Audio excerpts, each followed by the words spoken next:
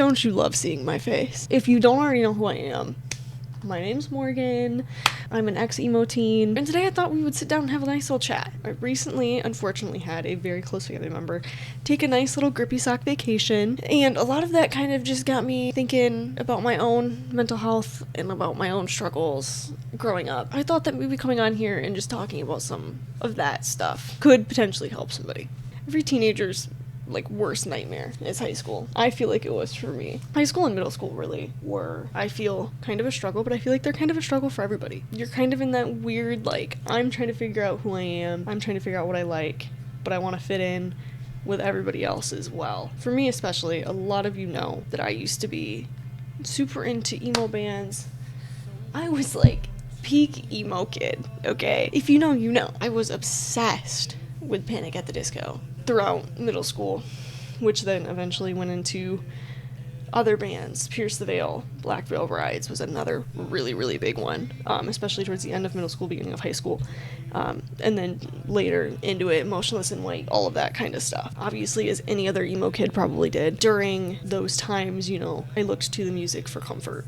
Part that I really wanted to touch on that I feel like isn't talked about enough is me being 14 to 16 at the time. I genuinely looked at these band members and were like, oh my god, these guys are so hot, right? Like any other girl would in middle school and high school. But it got to a point where I wasn't just looking at them as oh my god, you're the hottest person in the world.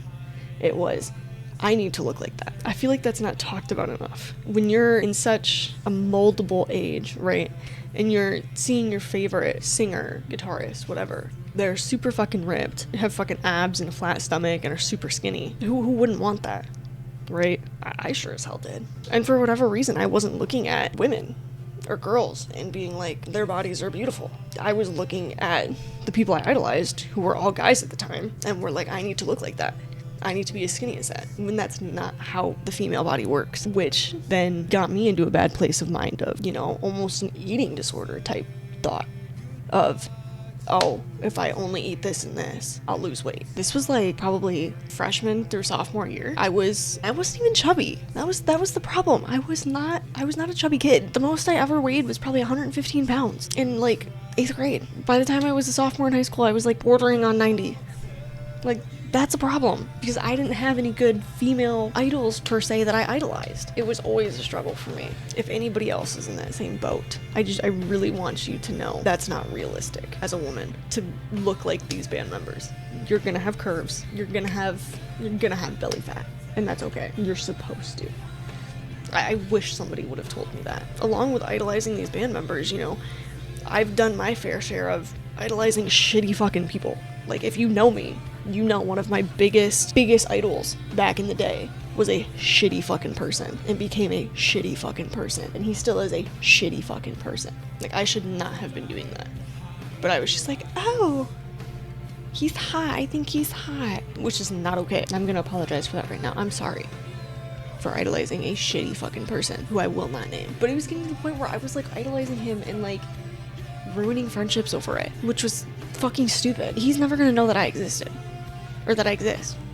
Why am I out here ruining friendships with people who cared about me? For somebody who's not gonna, if you're struggling with something like that, your friends are going to be the best people for you. Those are the people who are gonna put their arms around you, not these other parasocial relationships you're having with these band members or these actors or X, Y, and Z. Back in high school too, I was always the different kid. I was always the one who had colored hair. I was always the one who listened to the scary music. I was always the one who didn't have very many friends. Okay, I'm sorry if the angle's a little messed up. My battery died. I was always the weird kid. I was always the kid who was into the emo bands. I feel like nobody ever gives alternative kids enough credit for what they go through. In general, I feel like nobody gives high school teen girls enough credit for what they go through during high school. Again, you're trying to figure out who you are, who you want your friends to be, who you want to date, who you want to, you're still trying to figure yourself out.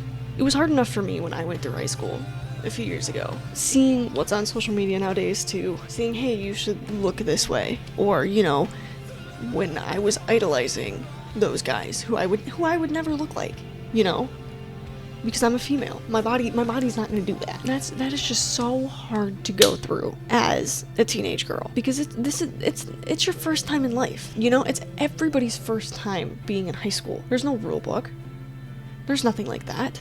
And then to add, you know, mental illness on top of that, like, so many kids go through so much in high school. And sometimes I feel like that is not talked about enough. You're trying to figure out how to be an adult, but you're still a kid. You're getting your first job. You're going to these classes trying to figure out what you want to go to college for, what you want to do for the rest of your life, while also dealing with people bullying you. I was always the kid who got bullied in high school. I was the kid who got shoved into lockers. I was the kid who people made fun of. I was the kid who would try and make the morning announcements fun and get shit talked by a teacher down the hall because of it. At the end of the day, it's okay to not be okay. It's okay to feel the emotions that you're feeling. I felt those emotions for so long. If there's one piece of advice that I can give to any high schooler out there, whether you're an emo kid or you're not, just be your fucking self. Just be yourself. When people say it does not matter after high school, it doesn't matter after high school. It doesn't matter after high school. Be yourself, because at the end of the day, you have yourself and the people you surround yourself with. Surround yourself with good people. Stay true to yourself. If you like fucking emo bands, go fucking listen to emo bands. If you like some random fucking band that your friend is telling you, oh, they're a piece of shit, their music sucks, fucking listen to them because you like it. Stay true to yourself. I wish that I had somebody in high school telling me, hey, don't listen to these fucking kids who are bullying you, because they don't mean shit. I hope you enjoyed this video. Until next time, this is your big emo sister. Peace.